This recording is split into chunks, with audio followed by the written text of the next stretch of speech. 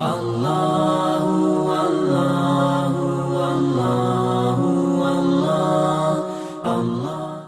اللہ الرحمن الرحیم۔ السلام علیکم ورحمۃ اللہ وبرکاتہ۔ نحمدہ ونصلی ونسلم علی رسولہ الکریم، اما بعد، فاعوذ باللہ من الشیطان الرجیم، بسم اللہ الرحمن الرحیم۔ لا اقسم بیوم القیامہ، صدق اللہ العلی العظیم وبلغنا رسولہ النبی الکریم، ونحن علی ذلک من الشاہدین والشاکرین والحمد للہ رب العالمین۔ ان اللہ وملائکتہ یصلون علی النبی یا ایہا الذین آمنوا صلوا علیہ وسلموا تسلیما۔ اللہم صلی علی سیدنا و مولانا محمد طب القلوب و دوائها وعافیت الابدان و شفائها ونور الابصار و ضیائها وبارک وسلم وصلی علیہ۔ رب اشرح لی صدری ویسر لی امری واحلل عقدۃ من لسانی یفقہوا قولی۔ سبحان ربک رب العزۃ عما یصفون وسلام علی المرسلین والحمد للہ رب العالمین۔ مولایا صلی وسلم دائما ابدا علی حبیبک خیر الخلق کلہم، هو الحبیب الذی ترجی شفاعتہ لکل حول من الاحوال مقتحم، محمد سید الکونین والثقلین والفریقین من عرب ومن عجم، ثم الرضا عن ابی بکر وعن عمر وعن علی وعن عثمان ذی الکرم۔ یا رب بالمصطفیٰ بلغ مقاصدنا واغفر لنا ما مضی یا واسع الکرم۔ یا رب جمن طلبنا منک مغفرۃ وحسن خاتمۃ یا مبدئ النعم۔ اللہ جل مجد الکریم کی حمد و ثناء اور حضور نبی اکرم نور مجسم رحمت دو عالم صلی اللہ تعالی علیہ وآلہ وصحبہ وبارک وسلم کی ذات اقدس پر ہدیۃً تحفۃً درود و سلام۔ آپ کی تعریف توصیف کے بعد درس قرآن کریم کے سلسلہ میں آج ہم سورہ قیامہ کا ترجمہ اور مختصر اس کی تشریح و تفسیر بیان کرنے کی اور سننے کی سعادت حاصل کرتے ہیں۔ سورۃ القیامہ کی کل 40 آیات ہیں، 2 اس کے رکوع ہیں۔ مکی سورہ ہے یہ۔ اللہ جل مجد الکریم نے ارشاد فرمایا، لا اقسم بیوم القیامہ، روز قیامت یا قیامت کے دن کی قسم۔ قیامت کا دن ایک ایسا ہولناک دن ہے جس کا ذکر قرآن کریم میں تکرار کے ساتھ آیا ہے، اور قیامت کے دن سے اللہ جل مجد الکریم بار بار اپنے بندوں کو ڈراتا ہے کہ اس دن سے بچو، اس دن سے ڈرو کہ جس دن کوئی کسی کا پرسان حال نہیں ہوگا، سب کے سامنے اس کا کیا ہوگا، سب کے سامنے اس کا نامہ اعمال ہوگا۔ رب کریم جباری اور قہاری کی صفت میں ہوگا، اور کوئی اس وقت آدمی کے ساتھ کوئی دوست، کوئی سنگی، کوئی ساتھی، کوئی رشتہ دار، کوئی اس وقت کام نہیں آئے گا۔ چونکہ کفار یوم قیامت کے منکر تھے، تو رب کریم اس دن کی سچائی بیان کرتے ہوئے، اس دن کی بڑائی بیان کرتے ہوئے اس کی قسم یاد فرماتا ہے۔ لا اقسم بیوم القیامہ، قیامت کے دن کی قسم، ولا اقسم بالنفس اللوامہ، اور اس نفس لوامہ کی قسم۔ نفس لوامہ ایسا نفس نیک لوگوں کا جو ان کو ان کے اوپر ملامت کرتا رہتا ہے، ان کو ہمیشہ یہ کہتا رہتا ہے کہ تیری نیکیاں کم ہیں، نیکیوں کو اور کر۔ تو یہ ان لوگوں کو اللہ جل مجد الکریم نفس عطا فرماتا ہے جن پہ ان کی رحمت ہوتی ہے، اور اس نفس کی قسم یاد فرمانا یہ اس کی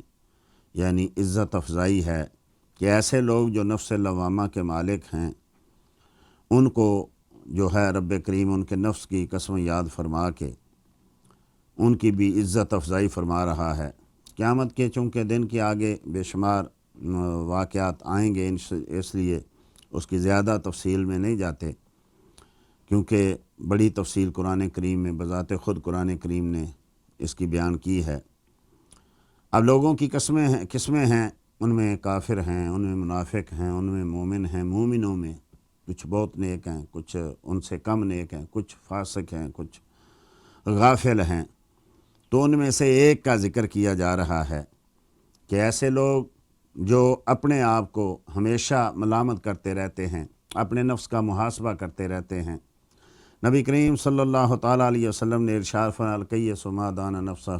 وعمل لما بعد الموت، او کما قال صلی اللہ علیہ وآلہ وسلم، تم میں عقل مند وہ ہے جو اپنے نفس کا محاسبہ کرتا ہے، ہر روز نفس سے پوچھتا ہے کیا کیا کیا نہیں کیا۔ جیسے اچھا تاجر ہر سرے شام اپنے حساب لگاتا ہے کہ سارا دن کتنی کمائی کی، کتنا بیچا، کتنا خریدا، کتنا نفع ہوا، کتنا نقصان ہوا، اور اگر نفع ہوا تو زیادہ کیسے ہو سکتا ہے، اور اگر نقصان ہوا تو کل سے نقصان نہ ہو۔ وہ سارا اچھا تاجر جو ہے وہ ہمیشہ اس کا اپنے کاروبار کا حساب لگاتا ہے، وگرنہ غافل انسان کیا لگایا، کیا بیچا، کیا آیا، اگر حساب ہی نہیں رکھے گا تو چند دنوں کے بعد اس کا وہ کاروبار جو ہے ٹھپ ہو جائے گا۔ ایسے ہی مثال مومن کی ہے کہ اگر وہ اپنے نفس کا محاسبہ ہی نہیں کرے گا، نفس کو پوچھے گا ہی نہیں کہ آج کے دن کتنی نیکیاں ہوئیں، کتنی برائیاں ہوئیں، اور تو آہستہ آہستہ نیکیاں کم ہوتی جائیں گی، برائیاں بڑھتی جائیں گی، اور اس کو پتہ ہی نہیں چلے گا کتنا نقصان اس کو ہو رہا ہے۔ تو فرمایا عقل مند وہ ہے کہ جو ہر روز اپنے نفس کا محاسبہ کرتا ہے، اپنے نفس سے سوال کرتا ہے اور دیکھتا ہے کہ کہاں آج غلطی ہوئی ہے، تاکہ آئندہ سے وہ غلطی نہ ہونے پائے۔ پھر عمل وہ اچھا جو مرنے کے بعد کام آئے۔ اللہ ماشاءاللہ کتنے ہم میں سے لوگ ہیں جو وہ عمل کرتے ہیں جو کل قیامت کو کام آئے گا، قبر میں کام آئے گا، حشر میں کام آئے گا۔ ہمارے سامنے دنیا ہے، دنیا کماتے ہیں، دنیا جانتے ہیں، دنیا کو ہی دیکھتے ہیں، نہ حلال کا نہ حرام کی تمیز نہیں ہے۔ اس لیے پھر وہ کمائی میں بھی ایسا، وہ صرف آج ہی چونکہ دیکھ رہے ہیں، کل یعنی قیامت کو یا مرنے کے بعد کو نہیں دیکھ رہے، تو اس لیے ان کی ساری سٹرگل، سارا ان کا بھاگ دوڑ جو ہے، ساری ان کی کوشش جو ہے وہ دنیا کمانے میں لگی ہوئی ہے۔ اب اگر کسی سے کہا جائے کہ بھائی یہ حلال نہیں ہے تو کہتے چھوڑو جی حلال، اب کون حلال پوچھتا ہے، اور آج حلال کمانا تو بہت ہی مشکل ہو گیا۔ خود ہی اپنے دلائل اس نے قائم کیے ہوئے ہیں، خود ہی اپنے لیے اس نے یہ بنایا ہوا ہے کہ رزق حلال نہیں ہو سکتا، اور پھر مرنے کے بعد کیا ہوگا دیکھا جائے گا۔ یہ وہ شخص ہے کہ جو اچھا، ایک تو یہ لوگ کہ جو خود یعنی اپنے نفس کا محاسبہ کریں۔ آج ہم میں کیا، ہم سارے دنیا کا محاسبہ کرتے ہیں اور اپنا محاسبہ بھول جاتے ہیں۔ صوفیہ کا ایک گروہ ہے جن کو ملامتی کہا جاتا ہے، وہ کہتے ہیں نہیں جی ملامت کرنی چاہیے، لیکن ملامت خود کریں نہ کہ ایسے ایک عمل کریں کہ لوگ ملامت کریں۔ ایک ملامتی فرقہ ہے آج کل، تو وہ سنیوں میں داخل ہو گیا۔ ہوتا یہ ہے کہ جو بھی چیز اکثریت میں ہوتی ہے وہ سارے کا سارا جو معاشرے کا گند ہوتا ہے اس میں گنا جاتا ہے، لوگ اپنے آپ کو اس سے بچاتے نکلتے رہتے ہیں، باقی جو بچتا ہے وہ جو میجارٹی میں لوگ ہوتے ہیں ان میں ضم ہو جاتے ہیں۔ ہمارے ساتھ بھی ایسا ہی ہوا کہ لوگ اس میں سے فرقے بنتے گئے، کمیاں کوتاہیاں دیکھ کے بھئی یہ غلطی ہے، ہم نیا فرقہ بناتے ہیں، یہ غلطی ہے نیا، تو باقی جو بچتے ہیں وہ فاسق فاجر وہ سارے اہل سنت میں آ جاتے ہیں۔ اب یہ ملامتی ایک مستقل گروہ تھا۔ جو علماء حق اور جو اچھے صحیح قسم کے صوفی تھے وہ ان کی ملامت کرتے تھے، ان کو اپنے ساتھ نہیں بیٹھنے دیتے تھے۔ آہستہ آہستہ وہ بھی انہی میں شامل ہو گئے کہ جی ہم نماز نہیں پڑھتے، ہم روزہ نہیں رکھتے، کیونکہ لوگ ہمیں لعن طعن کریں گے، اور نفس کو لعن طعن کرتے رہنا چاہیے۔ یہ جو ہے نفس کہیں تیز نہ، یہ تو تیز ہو گیا،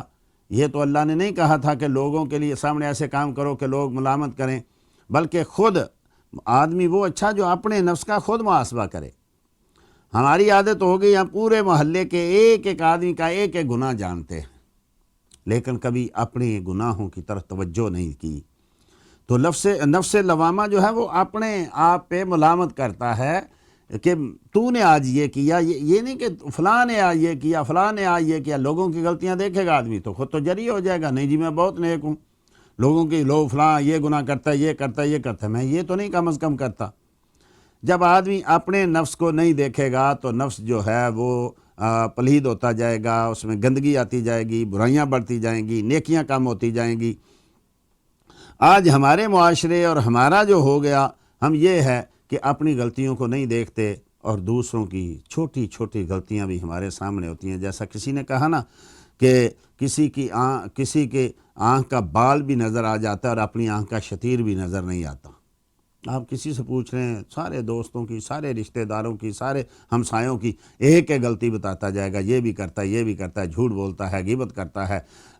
بدنظری کرتا ہے، بد کلامی کرتا ہے، ساری غلطیاں گنتے جائیں گے، لیکن اپنی طرف کبھی نہیں آدمی دیکھے گا کہ مجھ میں کیا غلطیاں ہیں۔ تو ہمیں اس نفس کی قسم کہ جو اپنے آپ پہ ملامت کرتا ہے اور جو ہمیشہ یہ کہتا رہتا ہے ابھی بھی نیکیاں کم ہیں، ابھی بھی نیکیاں کم ہیں، ابھی بھی برائیاں تیری زیادہ ہیں، ابھی تو نیکیوں کو بڑھاتا جا، برائیوں کو کم کرتا جا، تو وہ نفس جو ہے وہ رب کریم کی بارگاہ میں اتنا عزیز ہے کہ رب کریم اس کی قسم یاد فرما رہا ہے۔ فرمایا احیحسب الانسان ان لن نجمع عظامہ، کہ انسان جو ہے وہ کیا آدمی یہ سمجھتا ہے، انسان یہ سمجھتا ہے کہ اس کی ہڈیاں جمع نہیں کی جائیں گی۔ یعنی کفار کا کیا مقصد تھا، کیوں نہیں مانتے تھے؟ کیونکہ وہ قیامت کو نہیں مانتے، کہ یہی زندگی ہے، اس میں جو چاہتے ہو کر لو، بس اس کے بعد ختم،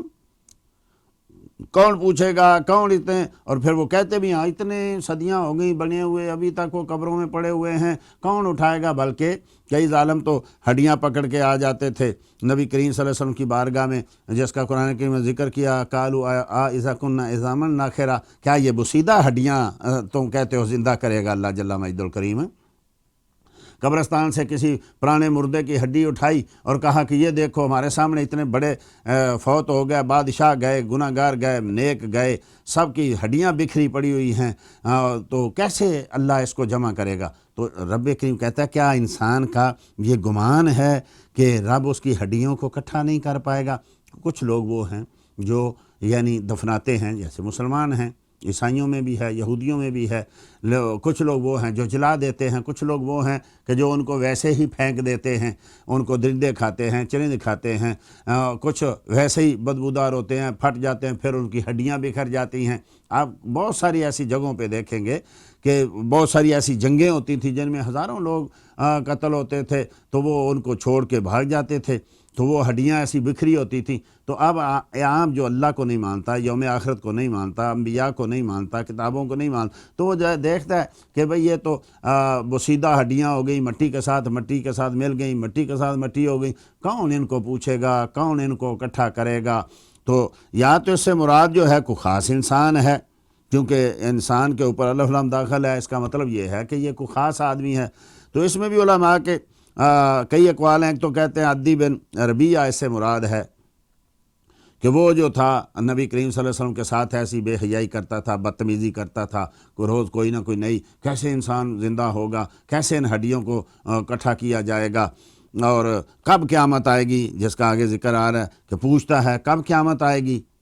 تو ایسے نبی کریم صلی اللہ علیہ وسلم اللہ ان شریروں سے مجھے بچا۔ یا ایسے مراد ابو جہل ہے کہ ابو جہل بھی ہمیشہ کوئی نہ کوئی نئی بات کرتا تھا اور مذاق بناتا تھا ہر ایسی بات کا کہ مریں گے، مرنے کے بعد اٹھیں گے، پھر سوال جواب ہوگا،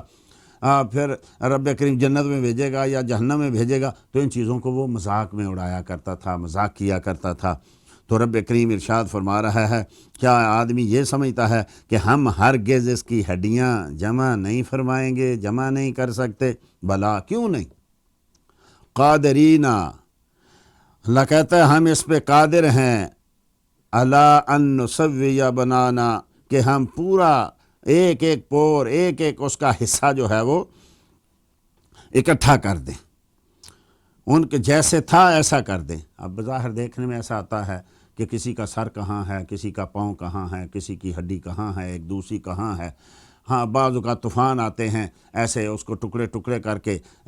کئی جگہوں پہ بہا دیتے ہیں۔ تو رب کریم کہتا ہے کیوں نہیں، ہم قادر ہیں۔ جس اللہ جل، دوسری جگہ آیا اللہ جل مجدہ نے پہلے نہیں کیا بنایا تھا، پہلے تو کچھ بھی نہیں تھا، اب تو کچھ ہڈیاں ہیں نا، پہلے کیا تھا؟ کچھ بھی نہیں تھا، ایک پانی کا قطرہ تھا، اس سے انسان پورا بنا دیا، تو اب تو ہڈیاں تو ہیں نا، کچھ نہ کچھ اس کی مثال تو ملتی ہے نا، پہلے تو کچھ بھی نہیں تھا۔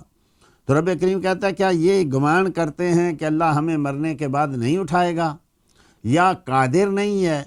کہ وہ ہڈیاں جو ہیں جو کئی سالوں سے پڑی ہوئی ہیں اور کئی جگہ میلوں کے حساب سے بکھر گئی ہیں، ہواؤں میں اڑ گئی ہیں، تو وہ اب کیسے زندہ کرے گا، کیسے اس کو اکٹھا کرے گا؟ تو رب کریم کہتا ہے کیوں نہیں بھائی، ہم قادر ہیں اس پہ کہ اس کے ایک ایک جوڑ کو ویسے ہی بنا دیں جیسے وہ اس ظاہری زندگی میں تھا۔ بل یرید الانسان لیفجر امامہ، بلکہ انسان تو چاہتا ہے کہ اس کے سامنے گناہ کرے، اس کے نگاہ کے سامنے بدی کرے، جانتا بھی روز مرتے دیکھتا ہے آدمی، قیامت تو چل جب آئے گی تب آئے گی نا، روز مرتے ہوئے انسانوں کو آدمی دیکھتا ہے، روز ان کے جو ہے وہ جنازے اٹھاتا ہے، روز ایکسیڈنٹ ہوتے دیکھتا ہے، روز لوگوں کے ٹکڑے ہوتے دیکھتا ہے، کبھی زلزلے میں، کبھی بم دھماکوں میں، کبھی بیماریوں کی وجہ سے۔ ایسا معاملہ ہوتا ہے کہ انسان کی عبرت کے لیے ایک ایک لمحہ جو ہے وہ ایک ایک لمحہ عبرت انگیز ہے، لیکن ادھر جنازہ پڑھ کے آیا، ادھر پھر وہی بے حیائی شروع کر دی، ادھر دیکھا کہ اتنے لوگ مر گئے ہیں، ویسے کا ویسے جیسے چل رہا تھا ویسے ہی چل رہا ہے۔ ایک طرف دیکھیے آج انسان کتنا ڈر رہا ہے ان بیماریوں سے، ایک دوسرے سے مل نہیں رہا، دور بھاگ رہا ہے، اپنے یعنی پورے معاشرے کو ایک جیل بنا دیا ہے، لیکن اس کے باوجود کیا گناہوں کو چھوڑ دیا، موت سے ڈر کے آدمی گھر میں بیٹھ گیا، کیا 24 گھنٹے عبادت کرنے لگا، کیا وہ ذکر کرنے لگا، کیا اپنے رب کی بڑائی کو بیان کرنے لگا، کیا یہ اس کے ذہن میں بیٹھ گیا کہ رب کریم اتنا بڑا قادر ہے کہ اس نے پوری دنیا کو چند دنوں میں ایسا عاجز بنا دیا ہے کہ جیسے ایک چھوٹا سا جو ہے تنکا ہوتا ہے، جدھر چاہتا ہے اس کو ہوا لے کر اڑ جاتی ہے، اس کا اپنا کوئی وزن نہیں ہے۔ تو پوری دنیا اس وقت تو چاہیے تھا نا کہ وہ ڈر جاتا، وہ سمجھ جاتا اور سب اللہ کی بارگاہ میں سجدہ ریز ہو جاتے، کوئی گناہ نہ کرتا۔ لیکن آج کل کیا ہو رہا ہے؟ کیا گھروں میں بیٹھ کے کیا فلمیں نہیں دیکھی جا رہی، گھروں میں بیٹھ کے کیا بے حیائی نہیں کی جا رہی، کیا جھوٹ چھوٹ گیا ہے، کیا غیبت چھوٹ گئی ہے، کیا لوگوں کو لوٹنا چھوٹ گیا ہے۔ ایک طرف اتنا ڈر رہے ہیں کہ آدمی سے آدمی مل نہیں رہا، آنکھ سے آنکھ نہیں ملا رہا، گھر سے نہیں نکل رہا، لیکن دوسری طرف یہ ہے کہ جہاں ڈٹا ہوا تھا وہیں ڈٹا ہوا ہے، ابھی تک توبہ نہیں کر پایا، ابھی تک اپنے رب کو راضی نہیں کر پایا۔ تو رب کریم ارشاد فرماتے کہ تو جانتے ہوئے، سامنے جنازے اٹھاتے ہوئے، سامنے لوگوں کو مرتے ہوئے دیکھتے ہوئے، مات فقط کا تلک یاما، جو مر گیا اس کی تو قیامت آ گئی، تو یہ دیکھتے ہوئے تب بھی گناہ کر رہا ہے، سب کچھ سامنے دیکھتے ہوئے بھی بے حیائی کر رہا ہے، تب بھی جھوٹ بول رہا ہے، تب بھی غیبت کر رہا ہے، تب بھی گالی گلوچ، تب بھی جہاں تھا وہاں وہیں کا وہیں ڈٹا ہوا ہے۔ آج ہم کہتے ہیں نا کہ یار کافر تو بڑے ابو جہل اور فرعون اور نمرود اور یہ سارے بڑے یعنی ظالم آدمی تھے، ڈٹے رہے، سب کچھ دیکھ کے ڈٹے رہے، سب نے ان کے ہر چیز ہوتی پھر بھی معجزے دیکھتے، لوگوں کو مرتا ہوا دیکھتے، لوگوں کو پیدا ہوتا پھر بھی نہیں مانتے تھے۔ آج بلا مثال و تمثیل اگر ہم اپنی طرف دیکھیں تو کیا یہ ساری چیزیں ہمارے سامنے نہیں ہو رہی؟ ان کا تو عقیدہ ہی نہیں تھا نا کہ قیامت آئے گی، ہمارا تو عقیدہ ہے کہ قیامت آئے گی، ان کا تو عقیدہ ہی نہیں تھا مر کے اٹھنا ہے، ہمارا تو عقیدہ ہے کہ مر کے اٹھنا ہے۔ جن کا عقیدہ ہی نہیں ان کی تو سمجھ آتی ہے کہ وہ نہ ڈریں، وہ نہ خوف کریں، کیونکہ ان کا عقیدہ مرنے کے بعد بس مٹی میں مل گئے، بس ختم ہو گئے، یہی جہان ہے، یہی سب کچھ کرنا ہے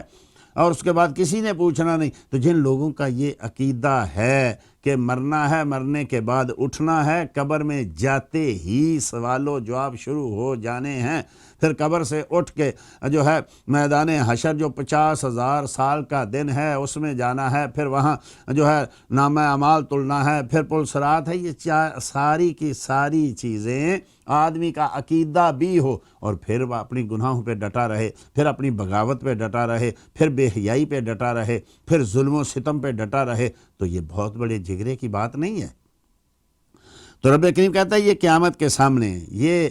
روز اس کو کہو ہاں ٹھیک ہے توبہ کر لوں گا، ابھی بڑی زندگی پڑی ہوئی ہے، ابھی جو ہے کل توبہ کر لوں گا، پرسوں توبہ کر لوں گا، ابھی جوان ہوں، ابھی بوڑھا ہے میرے سامنے چل پھر ہے، میں بھی جب بوڑھا ہو جاؤں گا تو میں بھی ان عیاشیوں کو چھوڑ دوں گا۔ تو یہ کیا ہے؟ یہ فرمایا جا رہا ہے کہ یہ سامنے گناہ کر رہا ہے، ہر چیز کے ہوتے ہوئے، جانتے ہوئے، بوجھتے ہوئے پھر بھی یہ جو ہے بدی کرتا ہے، گناہ کرتا ہے، زیادتی کرتا ہے، ظلم کرتا ہے، یہ سب کچھ جانتے ہوئے، اور اگر کہا جائے کہ ڈرو بھائی قیامت آنی ہے، ڈرو بھائی مرنا ہے، مرنے کے بعد اٹھنا ہے،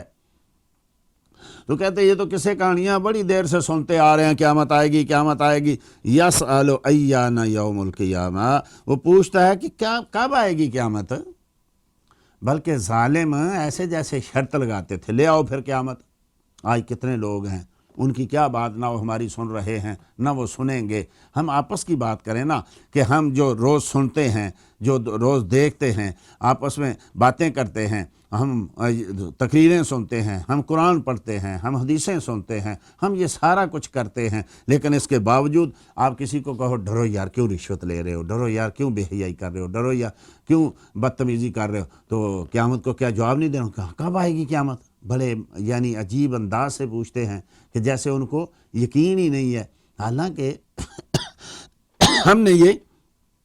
وعدہ کیا تھا اور ہم نے یہ عقیدہ اپنایا تھا کہ وبعث بعد الموت، مرنے کے بعد ہم نے کھڑے ہونا ہے، ہم سے سوال جواب ہونے ہیں، قیامت کا ایک دن مقرر ہے، لیکن اس کے باوجود یقین نہیں آ رہا کہ بھئی ہوگا۔ کہتے ہیں دیکھا جائے گا جی، ابھی دیکھ لیں، ادھر ایکسیڈنٹ ہوتا ہے، ادھر لوگ ان کی جیبوں سے پیسے نکال رہے ہوتے ہیں، ان کی گھڑیاں اتار رہے ہوتے ہیں، ادھر جو ہے ابھی لوگ بیمار ہیں، مر رہے ہیں، اور کچھ لوگ ذخیرہ اندوزی کر رہے ہیں، کچھ لوگ جو ہیں وہ اس کا بھاؤ اور قیمتیں بڑھا رہے ہیں۔ تو یہ کیا ہے؟ سارے کا سارا یہ ہے کہ ہم لوگوں نے اس قرآن کو صرف ایک مذاق بنا لیا، ایک مذہبی کتاب تو سمجھتے ہیں، ادب تو کرتے ہیں، لیکن نہ پڑھتے ہیں نہ سنتے ہیں، اور اگر پڑھیں تو عمل نہیں کرتے۔ ہر ایک چیز ایسے جیسے آج کے دور کے لیے یہ ہر ایک چیز جو ہے یہ نازل ہوئی ہے، نازل ہو رہی ہے، ایسے لگتا ہے جیسے ابھی نزول ہو رہا ہے۔ ہر چیز ہمارے سامنے ہے کہ ہم میں ہر کوئی ایسے جو ہے وہ پوچھتا ہے کب آئے گی قیامت، ایسے جیسے اس کو یقین نہیں آ رہا کہ قیامت آئے گی۔ ہاں، رب کریم اس دن کا جو ہے وہ صفت بیان کر رہا ہے کہ جب آئے گی تو کیسی ہوگی اور کیا اس کی صفت ہوگی۔ فَإِذَا بَارِكَ الْبَصَرُ، فرمایا جس دن آنکھیں چندھیا جائیں گی، یہ دیکھ تو یہ آنکھوں کے سامنے اندھیرا چھا جائے گا، یہ کچھ دیکھ نہیں پائیں گی۔ جیسے بجلی اچانک چمکے تو آنکھیں بند ہو جاتی ہیں، یا کھلی بھی رہیں تو کیا دیکھتی ہیں؟ مثلا آج آپ دوپہر کو سورج جو ہے وہ چمک رہا ہو، نصف النہار پہ ہو، آدمی اس کی طرف دیکھ نہیں پاتا، آنکھیں بند ہو جاتی ہیں، اور زبردستی دیکھے تو آنکھوں کے سامنے اندھیرا، حالانکہ سورج ہے، روشنی ہے، اندھیرا چھا جاتا ہے۔ یہ تو سورج ہے، یہ تو کچھ بھی نہیں ہے قیامت کے سامنے۔ تو جب نیچے کرتا ہے، نیچے کچھ نظر نہیں آتا، تو فرمایا قیامت کا دن کیسا ہوگا کہ اس کی آنکھیں چندھیا جائیں گی، اس کی آنکھیں جو ہیں وہ بالکل بے نور سی ہو جائیں گی۔ وَخَسَفَ الْقَمَرُ، اور چاند گہنا جائے گا۔ جب چاند کو گہن لگتا ہے تو دیکھتے ہیں اس کی حالت کیا ہوتی ہے، ایک سیاہ قسم کا توا نظر آتا ہے، اس کے پلے کچھ نہیں بچتا۔ قیامت کے روز چاند کی یہ جو اتنا خوبصورت ہے، یہ جو ساری دنیا کو جو ہے یعنی روشنی دیتا ہے، جو بڑھتا ہے، کم ہوتا ہے، لوگ اس کی قسمیں کھاتے ہیں، لوگ اس سے محبت کرتے ہیں، لوگ محبت کے ساتھ لوگوں کو نام دیتے ہیں، یہ میرا چاند ہے، یہ میرا ایسا ہے، یہ میرا قمر ہے، یہ میرا بدر ہے۔ لیکن کیا حشر ہوگا اس کا کہ جب قیامت کا دن ہوگا تو بالکل گہنا جائے گا، بالکل اس کی روشنی چلی جائے گی، ایک بے نور سا ایک جو ہے گول دائرہ رہ جائے گا۔ وَجُمِعَ الشَّمْسُ وَالْقَمَرُ، اور سورج اور چاند دونوں ملا دیے جائیں گے۔ یا تو مطلب یہ ہے کہ چونکہ قیامت کے روز جو سورج جو ہے وہ مشرق سے نکلتا ہے، مغرب میں غروب ہوتا ہے، اور چاند جو ہے یہ مغرب سے نکلتا ہے اور مغرب میں ہی چلا جاتا ہے، آہستہ آہستہ آہستہ آہستہ کرتے کرتے جب قیامت کا دن ہوگا تو سورج بھی مغرب کی طرف سے طلوع ہوگا۔ جمعہ کا دن ہوگا اور لوگ صبح اٹھیں گے، صبح صادق کو اٹھیں گے، انتظار کریں گے، لیکن انتظار بڑھتا جائے گا، بڑھتا جائے گا۔ لوگ پریشان ہو کے باہر نکلیں گے، دیکھیں گے کہ آج سورج کیوں نہیں نکل رہا۔ پھر اچانک جو سورج ہے وہ مغرب کی طرف سے طلوع ہوگا، اس وقت جب پھر توبہ کا دروازہ بند ہو چکا ہوگا، پھر سور پھونکا جائے گا۔ تو یا تو یہ مطلب ہے کہ دونوں مغرب سے طلوع ہوں گے، یا یہ مطلب ہے کہ دونوں کا ہی نور چلا جائے گا۔ نہ چاند کے پلے کچھ بچے گا نہ سورج کے پلے کچھ بچے گا۔ پوری دنیا میں جو روشنی دے رہا ہے، چمکتا ہے، گرمی لگتی ہے تو تڑپا کے رکھ دیتا ہے، اور تھوڑا سا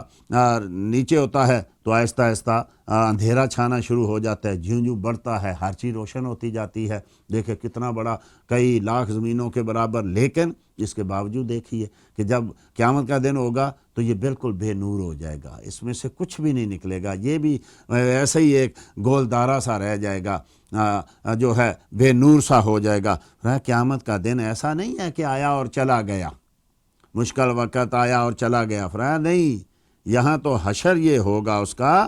کہ ہر چیز کانپ رہی ہوگی، زمین اپنے جو ہے دفینے باہر پھینک رہی ہوگی، انسان پتنگوں کی طرح اڑ رہے ہوں گے، پہاڑ دھنی ہوئی روئی کی طرح اڑ رہے ہوں گے، اور کوئی کسی کا پرسان حال نہیں ہوگا۔ چاند سورج دونوں بے نور ہو چکے ہوں گے، اور دونوں کا وزن، دونوں کی عزت، دونوں کی روشنی ختم ہو چکی ہوگی۔ اس وقت انسان کہے گا وَيَقُولُ الْإِنسَانُ يَوْمَئِذٍ أَيْنَ الْمَفَرُّ،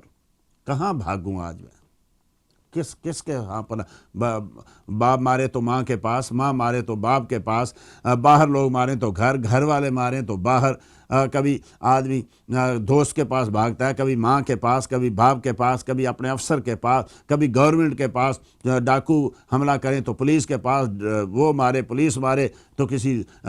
ایم پی اے کے گھر میں، کسی ایم ایل اے کے گھر میں، کسی دوست کے گھر میں۔ یہاں آدمی نے اپنی پناہ گاہیں بنائی ہوئی ہیں، ادھر سے کو مارے گا تو ادھر جائے گا، ادھر سے ہوگا تو ادھر جائے گا۔ آدمی پہلے سے ہر چیز سوچ کے رکھتا ہے، ایسا ہوگا تو ایسا کروں گا، ایسا ہوگا تو ایسا کروں گا۔ اس وقت جب یہ ساری چیزیں اپنی حیثیت کھو چکی ہوں گی، جب یہ میخوں جیسے پہاڑ جو ہیں ٹنوں کے حساب سے جس کا ایک ایک کا حصہ ہے، جب یہ بالکل بے وزن ہو چکے ہوں گے، جب انسان جو ہیں یہ روئی کی طرح، پتنگوں کی طرح اڑ رہے ہوں گے، تو اس وقت انسان پھر پوچھے گا اب کدھر بھاگ کر جاؤں، کہاں کس کو ٹھکانہ ڈھونڈوں، کس کی جھولی میں، کس کے دامن میں جا کے چھپوں۔ کوئی اس وقت اس کا پرسان حال نہیں ہوگا، اور پھر اپنے سے سوال کرے گا اب کیا کروں۔ بہت بار مجھے سمجھانے والوں نے سمجھایا تھا، جیسا ایک حدیثی میں آیا ہے، مفہوم ہے اس کا، کہ قیامت کے روز یہ سب کچھ چونکہ ختم ہو جائے گا، نہ کوئی سایہ رہے گا، نہ کوئی اور چیز ہوگی، تو اس وقت ایک ہی صرف عمارت بچے گی جس کا نام مسجد ہے۔ کوئی سایہ نہیں ہوگا، کوئی عمارت نہیں ہوگی، صرف مسجدیں ہوں گی، اور انسان بھاگ کے مسجد میں جائے گا، لیکن آگے فرشتہ کھڑا ہوگا، کہے گا تو آج تک مسجد میں نہیں آیا، آج تیرے لیے یہاں جگہ نہیں ہے۔ یہ انہی کے لیے ہیں جو روز آتے تھے۔ اب وہ پوچھے گا، اب جس کو کہو آؤ بھائی مسجد میں آؤ، آؤ بھائی نماز پڑھو، آؤ بھائی کوئی نیکی کا کام کر لیں، آؤ بھائی، تو وہ ایسے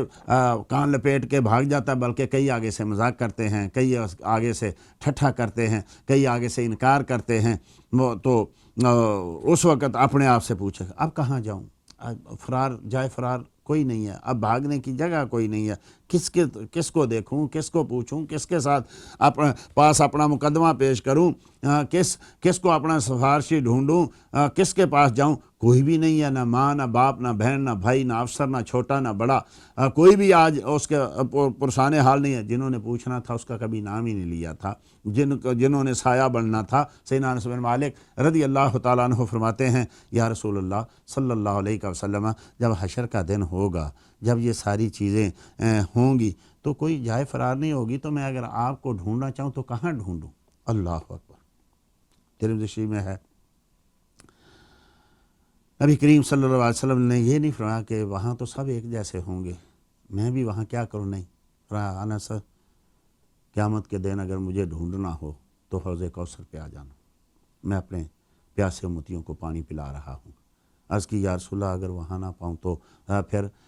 جو ہے وہ میزان عدل پہ آ جانا، میں اپنی امتیوں کے اعمال تلا رہا ہوں گا۔ عرض کی یا رسول اللہ اگر وہاں بھی نہ پاؤں تو پھر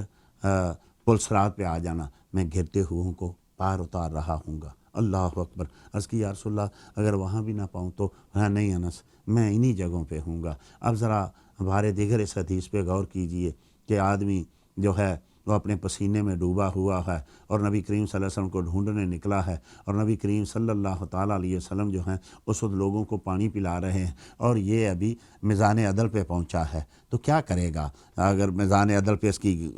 برائیاں بڑھ گئیں، اگر نیکیاں کم ہو گئیں تو کیا کرے گا؟ اب اگر جب وہ جاتا ہے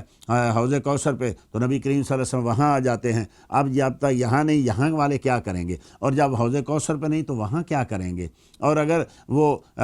نامہ اعمال توڑا رہے ہیں تو ایک آدمی وہاں پھنسا ہوا ہے پل صراط پہ، وہ کیا کرے گا؟ تو ایسا نہیں ہے کہ نبی کریم صلی اللہ علیہ وسلم ایک جگہ ہوں اور دوسرے امتی جو ہیں وہ انتظار کر رہے ہوں، دوسرے امتی جو ہیں وہ انتظار کر کے ڈھونڈ کے تھک جائیں۔ فرمایا نہیں، ایسا نہیں ہوگا، ایک ہی وقت میں کریم آقا صلی اللہ تعالیٰ علیہ وسلم گناہ گاروں کو، پیاسوں کو پانی بھی پلا رہے ہوں گے، نامہ اعمال پہ اپنے گناہ گار امتیوں کے اعمال بھی تلا رہے ہوں گے، اور جہنم میں گرتے ہوئوں کو پل صراط سے پار بھی لگا رہے ہوں گے۔ اب پھر ذرا تیسری بار ذرا اس پہ غور کیجئے حدیثی پہ، کہ اگر نبی کریم صلی اللہ تعالیٰ علیہ وسلم کھڑے تو وہی ہیں،